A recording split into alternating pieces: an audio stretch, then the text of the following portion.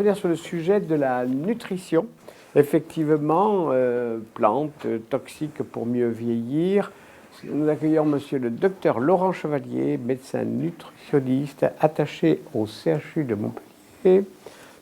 Monsieur Chevalier dirige le pôle nutrition de plusieurs cliniques. Il est l'auteur de nombreux ouvrages. Il intervient régulièrement dans les médias en matière de santé et de nutrition et il nous fait l'honneur d'être présent sur notre plateau.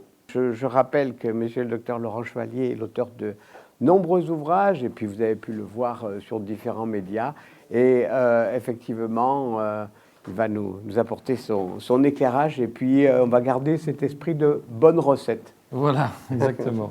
Donc je vous remercie beaucoup pour votre invitation. Et effectivement, la nutrition est tout à fait importante chez les personnes âgées.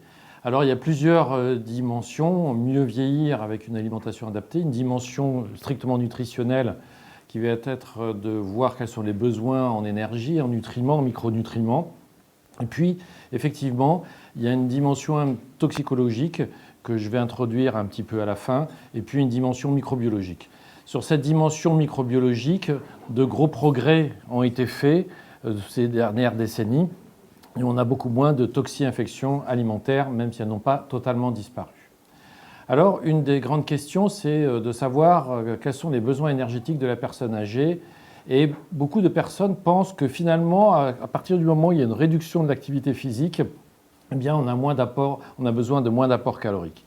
C'est une notion qui est battue en brèche, qui est fausse, pour, je dirais, deux raisons essentielles qui sont bien démontrées. La première, c'est qu'on a une moins bonne assimilation des différents composés des aliments, avec une altération au niveau de l'intestin grêle, des villosités qui permettent justement cette absorption à la fois des nutriments et des micronutriments.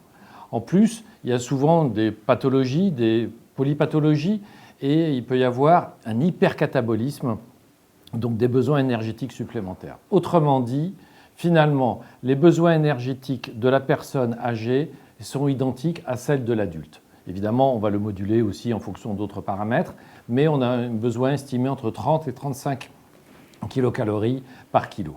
Après, on est amené souvent à augmenter ces apports nutritionnels, 1,2, 1,5 de la dépense énergétique de repos en fonction là aussi des pathologies associées. Mais très souvent, il faut supplémenter la personne âgée et faire très attention à son équilibre nutritionnel.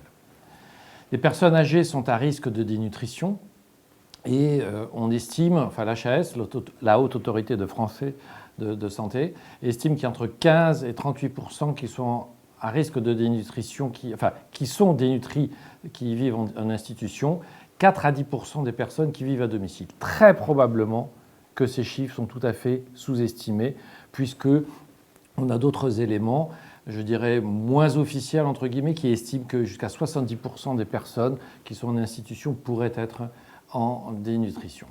Alors la dénutrition, c'est pas du tout l'histoire du poids, c'est deux choses différentes, n'est-ce pas ? On peut être en surpoids et dénutri. Alors, pourquoi il y a un risque de dénutrition ? Parce qu'il y a une modification des prises alimentaires, souvent des problèmes dentaires, des problèmes de salivation, de mastication, parfois renforcés par la prise de certains médicaments, une modification du goût et de l'odorat, une sensation d'appétit qui s'arrête plus vite, une sensation plus précoce de satiété, une sensation de soif qui diminue avec risque de déshydratation et des troubles digestifs qui sont très fréquents. Un des problèmes que l'on a, c'est la constipation et il faut faire très attention à l'apport en fruits et légumes qui doit être suffisant et notamment en crudité, mais tous les fruits et légumes sont intéressants, les fruits et légumes secs aussi. Il faut boire régulièrement, encore une fois, la sensation de soif s'émousse, donc il faut faire boire de façon très régulière. Beaucoup de médicaments aussi ralentissent le transit, donc il est toujours nécessaire de faire une analyse de l'ordonnance médicamenteuse et on va faire attention aussi aux laxatifs. En fait, on les utilise assez souvent, mais il y a des laxatifs qui peuvent poser tout un tas de problèmes, qui peuvent irriter les intestins, qui peuvent favoriser aussi la dénutrition et qui peuvent favoriser aussi la déshydratation. Donc il faut être très très prudent sur l'usage des laxatifs, même si on peut bien entendu les utiliser, des laxatifs doux. C'est une rééducation qui doit être faite par rapport à ça. L'objectif premier, par rapport à la personne âgée, c'est de renforcer le plaisir de manger en faisant très attention à un point, c'est l'attirance vers le sucré. Beaucoup de personnes âgées se nourrissent mal, ont un mauvais équilibre alimentaire et finalement sont attirées vers du sucré. Je m'entends bien, j'en parlerai tout à l'heure, tout de suite d'ailleurs, sur ce sucré, c'est le sucre ajouté. Il ne s'agit pas du tout d'arrêter les fruits, d'arrêter les compotes, mais de faire très attention au sucre ajouté que l'on a dans les desserts un peu partout, qui coupe en plus l'appétit. Donc l'hydratation est tout à fait essentielle, j'insiste bien là-dessus. Altération de la sensation de soif. Plus on avance en âge, moins on a cette sensation. On a altération de la fonction rénale. On estime que les besoins sont de 40 ml d'eau, les besoins hydriques, par kilo par jour. Évidemment, il y a une variation en fonction des saisons. S'il fait chaud, il faut boire plus, etc. Et d'autres paramètres. Mais disons que c'est une moyenne, soit à peu près 2,4 litres par jour pour une personne de 60 kg, la moitié par les fruits et les légumes, l'autre moitié par la boisson. En fait, certaines personnes consomment des fois un peu insuffisamment des fruits et légumes, même s'il faut favoriser ça, notamment à cause de la constipation, et on augmente la part hydrique. La part hydrique, c'est de l'eau. La déshydratation, ça entraîne de la fatigue, là aussi des risques de chute, des troubles cognitifs, des troubles de la vigilance, des troubles métaboliques. Donc c'est quelque chose qui est tout à fait essentiel. Et à la fois en institution, je dois dire qu'en institution, on s'aperçoit que les personnels sont de mieux en mieux formés, donc font attention à ça, mais c'est surtout aussi au domicile. Et quand on interroge les gens, on s'aperçoit que très souvent, ils boivent extrêmement peu.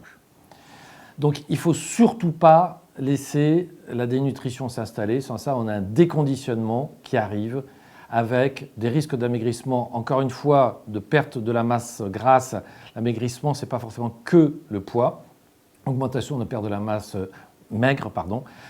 maigre, avec risque de fonte musculaire majorée de sarcopénie, des déficits immunitaires à terme, des troubles psychiques, des infections respiratoires, des infections urinaires, des risques d'escarres, les chutes dont on vient de parler, et finalement, on arrive vers un état grabataire qui est tout à fait préjudiciable. Donc il faut absolument casser cette spirale du déconditionnement. Les conséquences de la dénutrition, c'est la perte de masse maigre, la sarcopénie qui est majorée, l'ostéoporose qui est majorée, la vulnérabilité aux infections, une aggravation de toutes les pathologies qui sont sous-jacentes. S'il y a des posologies qui sont mal adaptées au niveau des médicaments, on a des effets secondaires majorés au niveau des médicaments, des risques de chute, de fracture, on vient de l'évoquer, de la fatigue, des troubles cognitifs, des risques cutanés. Donc toutes ces conséquences sont très très ennuyeuses et cette dénutrition apparaît à bas bruit. Ce n'est pas quelque chose qui apparaît soudainement. Donc des critères de dénutrition qui sont donnés par la Haute Autorité de Santé, vous l'avez sur ce tableau-là. Donc il faut un des critères sur une perte de poids, sur l'indice de masse corporelle qui est la mesure de la taille en mètres carrés sur le poids en kilos, l'albumine qui est mesurée aussi, et puis ensuite on a tout un tas de formules qui permettent le suivi de cette dénutrition et du moins l'amélioration que l'on a quand on les prend en charge. Les besoins en protéines sont estimés à peu près à 1,2 g/kg par jour, alors que pour l'adulte moyen, c'est à peu près 1 gramme. Autrement dit, les besoins en protéines sont majorés. Alors, qu'est-ce qu'on va choisir comme protéines? J'insiste bien sur l'œuf. Les œufs sont très intéressants, il y a une bonne tolérance, ça peut être donné absolument partout, à son domicile, en institution, très bonne tolérance de ces œufs, et il ne faut pas avoir peur. Jusqu'à présent, on avait un peu peur, les gens avaient un petit peu de cholestérol, ils disaient « oh, on va faire attention aux œufs ». On peut prendre un œuf par jour, c'est-à-dire qu'on peut prendre à peu près 7 à 8 œufs par semaine. On n'est pas obligé d'en prendre tous les jours, mais on peut prendre une omelette de temps en temps avec 2 œufs par exemple. Et donc, je voudrais insister là-dessus, c'est quelque chose qui est très important et qui permet de freiner en partie cette sarcopénie, c'est-à-dire cette fonte musculaire. Les poissons qui sont riches en acides gras oméga 3, les sardines, les maquereaux, le saumon, les laitages, surtout les laitages ultra frais, les yaourts, les fromages blancs, la brousse, des choses très pratiques, très simples qu'on peut faire. Et la viande. Souvent on a cette question-là sur la viande. Eh bien la viande, ce n'est pas très compliqué, on va la prendre selon son envie. Bien sûr, elle va apporter du fer et du fer héminique, de bonne qualité et de la vitamine B12. Mais cette vitamine B12, on va la trouver dans les produits laitiers, on va la trouver dans le poisson, on va aussi la trouver dans les œufs. Donc on prend de la viande si on en a envie, par exemple sous forme de steak haché ou un petit peu comme on veut, idéalement 400 grammes par semaine. Les protéines végétales, c'est une association entre les légumineuses et les céréales pour avoir l'ensemble des acides aminés qui vont permettre de fabriquer ses propres protéines ensuite. Et puis, l'intérêt de ces légumineuses, c'est qu'elles vont apporter du magnésium, des éléments minéraux, du calcium et des fibres qui permettent là aussi de lutter contre la constipation. Les besoins en lipides, on va prendre 50% d'acides gras monoinsaturés, c'est-à-dire par exemple l'huile d'olive, 25% des acides gras polyinsaturés, donc les acides gras oméga 3, et peu d'acides gras saturés, même si tous ne sont pas considérés de la même manière. La question que l'on a très souvent pour ces personnes âgées qui avaient du cholestérol, c'est est-ce qu'il faut continuer les statines? Alors, les recommandations officielles disent que oui, que c'est utile en prévention secondaire et en prévention primaire.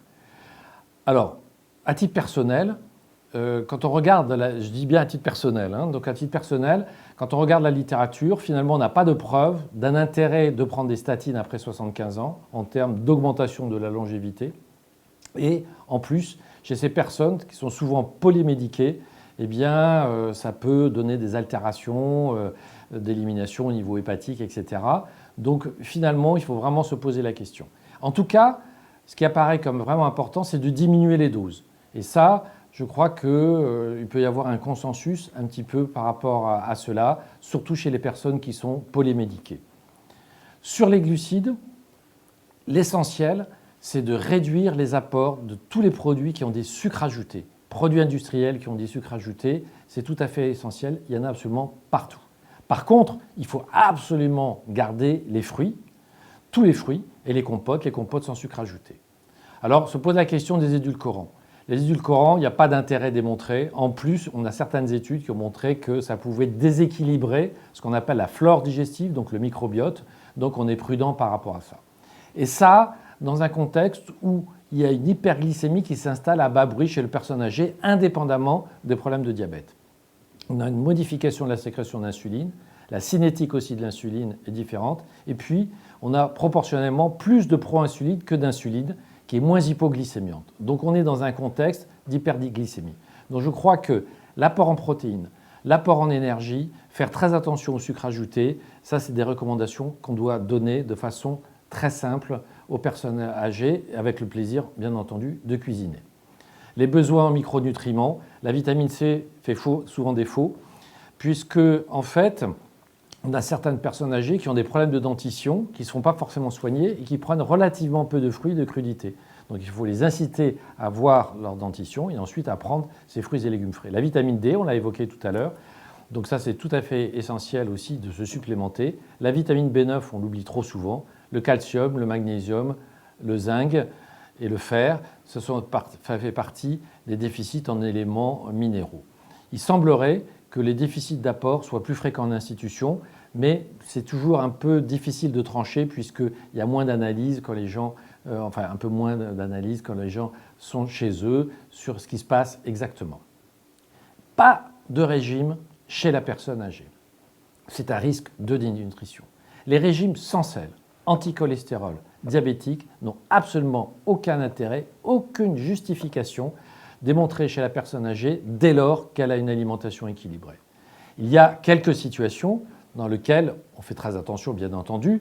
Par exemple, un régime sans sel strict dans les insuffisances cardiaques très sévères, en cas d'acide. Même dans les dialyses, la nutrition actuellement, c'est de dire ayez une alimentation normale, peu riche en sel, peu riche en potassium, bien entendu, mais la plus normale possible pour éviter justement les risques de dénutrition. Donc il faut tordre le cou à ces régimes qui sont des régimes restrictifs. Et parfois, on a du mal, notamment au niveau, même si on explique aux patients, un petit peu à l'entourage. L'entourage, des fois, ne comprend pas très bien, a l'impression qu'on abandonne la personne âgée. Pas du tout, il faut bien expliquer. Et on a des freins aussi au niveau du personnel. C'est-à-dire que l'infirmière va très vite mettre un régime diabétique un peu drastique chez des personnes qui n'en ont pas forcément besoin. Donc on a besoin de former aussi le personnel soignant par rapport à cela. Alors, quelques plantes. Beaucoup de plantes peuvent être utilisées. Là, je vais parler juste de 2 plantes. Donc, il faut toujours les prendre après avis médical, puisqu'il y a des interactions qui sont possibles avec les médicaments. Il faut analyser aussi la forme d'utilisation des plantes, mais là, en l'occurrence, les tisanes sont extrêmement intéressantes. Ça a un réel effet, puisque ça va apporter de l'eau, donc c'est un apport hydrique très important. Alors, on va être bien clair aussi, c'est que le niveau de preuve de l'efficacité de certaines plantes, selon les critères actuels, sont modérés. Ce n'est pas pour ça qu'il ne faut pas les utiliser. Mais, disons, il faut bien avoir conscience de ça, puisque c'est fait sur des modèles animaux, expérimentaux. Ça peut être parfois des études épidémiologiques, mais c'est assez compliqué. Donc, selon les critères actuels. Ceci étant, de très nombreuses plantes peuvent être utilisées pour réduire le nombre de médicaments. Et donc, c'est bien sa place dans les interventions non médicamenteuses et en particulier dans les troubles digestifs, donc les douleurs abdominales, mais aussi on peut utiliser en application certaines huiles essentielles en cas d'arthrose, arthrose des mains, arthrose du genou, et donc il faut toujours bien les diluer. Donc, je voudrais aujourd'hui vous parler juste de 2 plantes. Rapidement, si vous pouvez. Oui, le fenugrec. Le fenugrec, puisqu'il favorise la prise de masse musculaire, donc ça permet de lutter contre la sarcopénie et stimule l'appétit. Donc les graines de fenugrec sont intéressantes. En plus, ils auraient une activité hépatoprotectrice et améliorent les paramètres glycémiques qui ont tendance à monter et lipidiques. Donc c'est une plante qui est un peu oubliée, mais qui est très intéressante. Et il y a des études qui vont dans une action antiproliférative. Donc on a vu que ça permettait, il a été utilisé dans les ostéosarcomes, les mélanomes, les carcinomes. Ce n'est pas le traitement, bien entendu, du carcinome laryngé, mais ça peut avoir une action antiproliférative intéressante. Des études sont bien sûr nécessaires. Le ginkgo biloba, bien connu, avec notre magnifique arbre au Jardin des Plantes à Montpellier, qui est neuroprotectrice, antioxydant. Pareil, le niveau de preuve n'est pas forcément très élevé, mais ça permet de la libération de NO, de monoxyde d'azote, qui permet ensuite de vasorelaxation. C'est un anti-ischémique aussi. Et en particulier, ça peut être aussi, de façon plus anecdotique, un antiviral, donc c'est intéressant chez les personnes âgées. Enfin, pour terminer, je voudrais parler un petit peu des toxiques environnementaux dont on ne se préoccupe pas suffisamment chez la personne âgée. On s'en occupe de plus en plus chez les jeunes, chez la femme enceinte, mais chez la personne âgée, malheureusement, on s'en occupe moins. Pourtant, on a 100 000 molécules de synthèse qui ont été créées depuis quelques décennies, 8 000 qui sont préoccupantes selon Gilles Nalbonne de l'INSERM, c'est des polluants, c'est des contaminants divers, des additifs, des nanoparticules, des résidus de pesticides. Ils peuvent provoquer des troubles métaboliques par l'intermédiaire de perturbateurs endocriniens qui peuvent aggraver un diabète, qui peuvent aggraver un surpoids, enfin l'augmentation de la masse grasse. Et parallèlement, on suppose qu'il y a un certain nombre d'interactions entre ces toxiques environnementaux et l'action des médicaments. C'est anormalement peu étudié, mais bien entendu, ça doit très certainement exister. On espère que des études futures permettront d'y voir plus clair dans ce domaine. Donc là, il faut faire attention entre le risque et le danger, c'est-à-dire qu'on peut avoir des substances très dangereuses, mais si on n'est pas exposé, il n'y a pas de risque. Les recommandations sont simples sur le plan alimentaire. Choisir du bio. On a moins de risques d'avoir des résidus de pesticides dans son assiette, moins d'additifs autorisés, pas de nanoparticules. Et puis, on peut agir de façon directe en faisant attention aux emballages. Sur les revêtements de poêle, par exemple, on va choisir plutôt de l'inox, du verre. On va faire attention à certains revêtements. On va éviter le gras de la viande et des charcuteries dans lesquels on peut trouver des polluants organiques persistants qui vont agir. Le soja, on ne va pas en prendre en excès. Donc, on fait un petit peu attention à ça. La toxique numéro 1, ça reste néanmoins les cigarettes et les boissons alcoolisées lorsqu'on en prend en excès. Je vous remercie de votre attention, même si j'ai dépassé un petit peu. Je termine juste en disant, bien entendu, que bien vieillir, c'est bien se nourrir et bien bouger. Merci beaucoup. On a de nombreuses questions, mais qui sont très, très, très ciblées en fin de compte, en nous disant tel ou tel apport, est-ce que c'est bien ou pas bien. Donc, à nos auditeurs et aux personnes qui nous regardent, je dirais que tout simplement votre intervention, ils pourront la retrouver sur le site, je pense dès demain ou très rapidement, et qui peuvent consulter aussi vos ouvrages. Au-delà de ces questions spécifiques, c'est c'est, comme vous l'avez dit, renforcer le plaisir de manger qui me paraît important. C'est donner envie qu'on prenne en charge dans le cadre de son vieillissement personnel, qu'on intègre bien le bien manger dans de bonnes conditions. Parce qu'autrement, on a l'impression qu'il y a un peu d'antagonisme, parce que quelquefois, on demande à la personne âgée ou un peu moins âgée de modifier des comportements. Alors là, elle peut être réfractaire. Alors comment faire passer ce message ? Je crois qu'il faut utiliser la formule simple, c'est cuisiner sa santé. C'est tout à fait essentiel. Et l'autre aspect, c'est d'être extrêmement prudent, je pense que je l'ai souligné, sur ces notions de produits qui ont des sucres ajoutés. Donc très souvent, la personne n'a pas faim, peu faim, même elle est fatiguée pour préparer son repas, et donc on a tendance à prendre une certaine facilité, et la facilité, c'est de s'orienter sur du sucré. Et je crois que là, il faut être quand même très très vigilant là-dessus. Donc le sucré, c'est les fruits et c'est les compotes sans sucre ajouté. Je crois que c'est tout à fait essentiel. Pour le reste, on peut prendre, je dirais, un peu ce qu'on veut. Donc suffisamment de protéines. Si on a envie de prendre de la viande, on prend de la viande. Si on n'a pas envie, eh bien, on prend des œufs. Et donc je crois qu'il y a une large gamme. Il ne faut pas hésiter à utiliser tout un tas de sauces. Et puis les produits laitiers sont aussi très très intéressants. Ouais. Juste une phrase que je crois qu'on se doit de lire. Le risque de nutrition en institution peut être dû à un laisser-aller pour la personne âgée, c'est-à-dire près de la fin de vie. Oui, il y a ce laisser-aller à un moment donné par rapport à manger, tout simplement. Voilà, alors, il y a ça, et puis parfois il y a même de la fatigue. On le voit par exemple les gens à domicile qui ont des BPCO, des bronchopneumopathies obstructives, sont tellement fatigués qui ne veulent pas faire cet effort. Et donc je crois qu'il se développe énormément dans toute la France, qui est très bien, des portages de repas à domicile. Et donc on interroge toujours les patients là-dessus. Et je crois qu'aussi en institution, il y a des grands efforts qui ont été faits par rapport à ce que j'ai connu il y a 10-15 ans, des très gros efforts de sensibilisation.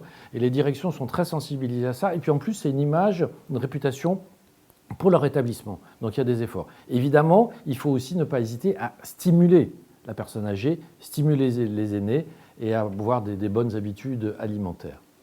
Merci beaucoup. Merci. Stimuler. Merci de votre invitation.